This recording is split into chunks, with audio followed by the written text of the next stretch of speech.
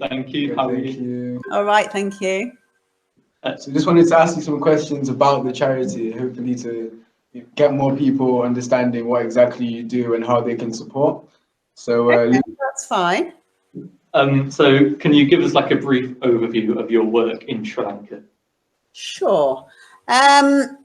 So basically, our mission is to lift families out of poverty, to enable them to become independent, and importantly, to enable them to be able to keep their families together rather than have to make that heartbreaking decision of having to put their children into an orphanage because they have not the financial means to be able to support them. Right, yeah. And how did that come about? Like, how did you, what pushed you to kind of work in that kind of area? That's a really good question. So what happened was, when the charity was first founded in 2004, following the murder of our 10-year-old daughter, Rosie May, the following year, we wanted to go to a country where we felt that Christmas wasn't celebrated in the way that it's celebrated here in the UK, because obviously the memories for us were too painful because that tragedy happened the Christmas before. So we went to Southeast Asia, and on Boxing Day, on 2004 Boxing Day, we stood on the shore of an island just off Sri Lanka, and the 2004 Asian tsunami hit. So we obviously were kept safe, but we witnessed the devastation and the destruction of the tsunami. And that was how we decided to work firstly in Sri Lanka. That was our inspiration for setting up the charity in Sri Lanka, because when we got home, we watched the numbers, obviously, and the death, the fatalities unfold on the TV. We came home on one of the first emergency flights, so we didn't really know. When you're there in it, you don't really understand this, the severity of the situation. So when we got home, we watched it on the TV, and obviously we found that there were thousands of children that were made parentless in the tsunami in Sri Lanka. So that was our inspiration for our first project, which was the Rosie May's Children Home, which was for girls who had lost parents as a result of the tsunami. That's really inspirational, and I think thank you. That's so crucial that you're able to take an event like that, a situation so unimaginable, and use it to not only empower but to help others empower. Because I'm sure that when you first started out, there wasn't a lot of support or systems in place for you. And we never imagined. I mean, we never set out, obviously, we never, thought that we would ever set up an international charity. We had what happened was, when Rosie May was murdered, obviously, although child murders are rare, thankfully, they are high profile in the media. So what happened was, we had money that was sent into us from people all over the world, actually, sent us money. And it was for our family, but we kind of felt that we didn't really want to use it for our family. So we opened up an account and just put it into an account, not really knowing what to do with it, thinking that maybe we would have, something local in our village, a memorial bench, or, something kind of like that we would, sort of use. So when we set out that Christmas to go to Sri Lanka, we gave half to Sheffield Paediatric Intensive Care Unit, where Rosie May spent the last 48 hours of her life. So we donated 11,000 to them. And of course, we had the other 11,000 left. And so we went, obviously, as we did, and were involved in the tsunami. And that was, kind of our inspiration to to know what we would do with that money, that we could use it to help, you know, other children. So yeah, so that was what happened. And then from there we set up obviously a UK registered charity, and you know, the story unfolded. And in Nepal, the reason we are working in Nepal is along similar lines, that we had a charity trek booked in Nepal in the Himalayas to raise money actually for Sri Lanka. When we got to Nepal to do the trek, it was 6 months after the 2015 earthquakes. So again, we found ourselves in a situation where we were surrounded by devastation and destruction. And our trekkers that were fundraising said to us, you know, we don't know whether this doesn't seem right to us, that we're in a country that's suffering from, a natural disaster, and we're raising money for another country. So we started talking to people, and we went to visit UNICEF, and we asked them, you know, what the need was in Nepal at the time. And you'll find this really interesting, because they told us that schools were the buildings that were destroyed the most out of any other buildings. And that was because when the contracts were tendered by the government, they took the cheapest contractors. So the schools were not earthquake resilient, unlike hotels were earthquake resilient, many of them. Government buildings were earthquake resilient, but not schools. So UNICEF estimated there were over 7,500 schools that were then deemed unsafe for children to be in.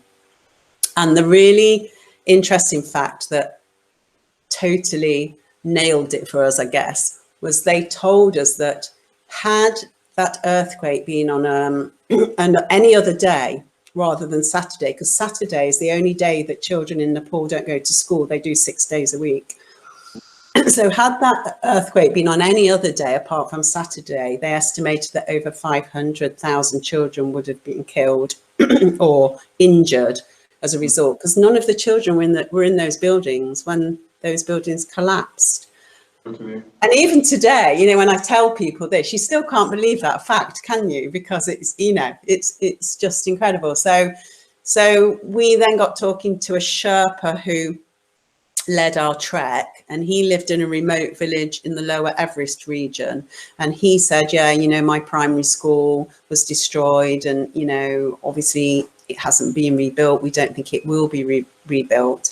And what was happening is that the traffickers were starting to move into these kind of villages where they knew that education would not be resumed, because they would say to the parents, well, give your children to us, we'll take them to Kathmandu, we'll put them in a really good boarding school, and then when, you know, when they're 18, they'll be able to come back and they'll be able to be the breadwinner for the family. They'll be educated, they'll be able to be the breadwinner for the family. But obviously we know that in reality wouldn't happen. You know, they were kind of moving in and kind of working out, you know, which of these, you know, villages would not have schools rebuilt. And so we, you know, that was the reason. So we rebuilt a primary school. This primary school, we rebuilt it in Nepal, in this in the lower Everest region. And I mean, it is so remote. It's like 2 internal flights, and you literally get off the plane and then you have to walk for 2 days to get there. And there's no roads, you just walk. So, you know, it's an incredible place. And we rebuilt that school, and, you know, we still support it obviously today. And we've done, you know, all sorts of initiatives with them in terms of feeding programs and personal hygiene programs, piped water to the village. You know, we've done other things as well, solar heaters to heat the water, all kinds of things. But that was our first project in Nepal, which started again as a result of us being there. So yeah, don't come on holiday with us. That's the motto. If I ever ask you to come on holiday with us, don't. It's not. Wow. Having considered the amount of structural violence that you've seen, how does that affect any work that you may do in the local community? Or can you just repeat that question for me again? having considered the amount of structural violence that you've seen worldwide, how does that affect the work that you do in local communities? In local communities overseas? Or here, or, yeah, anyway. Yeah. I mean, obviously, when the pandemic happened here, although we're based here in Bingham, that's where our office is, we didn't actually have any programs here locally. And we saw that our own local community obviously was in crisis because of the pandemic. And obviously, as a charity, it seemed very natural to us to want to help our own local community as well. So what we did in March was we pivoted our local resources and we mobilized a network of volunteers to be able to work in our own community. And I think the experience that we have from working overseas actually helped us enormously with that task of being able to identify need, being able to make a sustainable local community program. And also what that has done for us as a charity is it has been able to raise our profile in the local community. So basically more people now, know about the charity. And the way we did that was we used a pink tuk-tuk, which we had here in Nottingham, as a resource to raise awareness of one of our programs in Sri Lanka, which is where we're training, you probably know about this, where we're training the first female drivers to drive pink tuk-tuks as taxis. So we used to take it to conferences and into schools and to events, that kind of thing. Obviously, when the pandemic happened and events dropped off the calendar and we weren't allowed to go into schools anymore, then that tuk-tuk was standing idle. So what we did was put the tuk-tuk to work in our own local community and connected with our local business community, so independents who were struggling with the burden of delivering. So our local pharmacist, for example, our baker, Tony the Eggman off the market, all these kind of small independents that didn't have the infrastructure to be able to deliver half a dozen eggs to an elderly person that lived in a rural village. However, we could do that for them. And for us, of course, what that delivery did was gave us access to that isolated person. And very quickly we realized that actually it wasn't so much about what we were delivering, it was all about the human interaction that our volunteers could actually give to those people, because for a lot of them, we were the only people that they saw in lockdown. They didn't see anybody else. And if they had any other deliveries, they were deliveries, they just dropped and went. Whereas we would have a socially distanced doorstep chat, which could be 2 minutes, but often was 20 minutes, Yeah. And so we recognized very early on that actually that social interaction and the good cheer that delivering in the tuk-tuk brought to people, because obviously it's pink, it's really cute, it makes everybody smile, we honk the horn, all this kind of thing, just lifted spirits really. And when we did the Clap for Carers, we used to take it, when we were doing Clap for Carers every Thursday, we used to take it to a different community every Thursday, and drive it along, the roads where people were clapping. And we used to do it actually with the Nottingham Fire Brigade. And so there'd be the little pink tuk-tuk and then there'd be, a fire engine. And, it just raised spirits. And I think the whole mental health aspect of the pandemic is so overlooked. And there's so much anxiety out there, and this has just exacerbated that anxiety and that loneliness for a lot of people. So and I think our experience overseas really helped that. And similarly, overseas, we are doing exactly the same thing with the tuk-tuks. Sri Lanka have again gone into lockdown like we have. Families cannot access food, the drivers cannot work, and they have no money coming in. So, it's kind of mirrored, our work is mirrored, now, both here and both there. And I think, what it does is, for us, it just enables us to spread the message. And I think the message is, particularly during these times, is that although, we are all in the same storm, we're fighting this pandemic together, we're actually not in the same boat. So your experience of being in the pandemic and of lockdown is quite different to somebody else's experience somewhere else. And I think, that's a really important message, because everybody becomes quite insular with this pandemic. Obviously people are looking out for themselves, their own families, supporting their own families, trying to manage their businesses, whatever. So it's doubly hard actually as a charity to try and get people then to try and think, a little bit more, outside of that.